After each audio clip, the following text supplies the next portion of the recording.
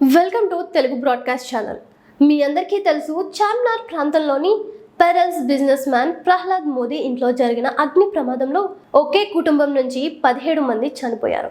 అయితే ఈ ప్రమాదం వెనుక ఉన్న నిజాలు ఒక్కొక్కటిగా బయటకు వస్తున్నాయి. మొదటిది వచ్చేసి, ఈ ప్రమాదం వెనుక కుట్ర ఏమైనా ఉందా? ఎందుకంటే ఏదైనా షార్ట్ సర్క్యూట్ అయ్యి అగ్ని ప్రమాదం జరిగితే ఇంట్లోకి పవర్ వచ్చే మెయిన్ దగ్గర ఫీజులు కాలిపోతాయని, కానీ ఈ ప్రమాదంలో మెయిన్ స్విచ్ బాగానే ఉందని చెప్తున్నారు. అంతేకాకుండా మరొక కారణం మనందరికీ తెలిసిందే. పాత బస్తీలో చాలా మంది పవర్ బిల్ కట్టకుండా సాయంత్రం పూట కరెంట్ లైన్లకు అక్రమంగా వైర్లు తగిలించి పవర్ యూజ్ చేస్తున్నారు. దీంతో లోడ్ ఎక్కువయ్యి ఆ వెయిట్ ప్రహ్లాద్ మోదీ ఇంటిపై పడిందని, దాంతో షార్ట్ సర్క్యూట్ అవ్వడం ద్వారా ఏసీల కంప్రెసర్స్ పేలిపోయాయని చెప్తున్నారు. ఒకవేళ మొదటిది నిజమైతే దీనిపై రాష్ట్ర ప్రభుత్వం పూర్తి ఇన్వెస్టిగేషన్ చేసి ఈ ప్రమాదం వెనుక ఏదైనా కుట్ర ఉందా అని తేల్చాలి. ఒకవేళ రెండవది అంటే పాత బస్తీలో పవర్ బిల్ కట్టకుండా అక్రమంగా విద్యుత్ ని వాడుతున్న వారిని గుర్తించి చర్యలు తీసుకోవాలి.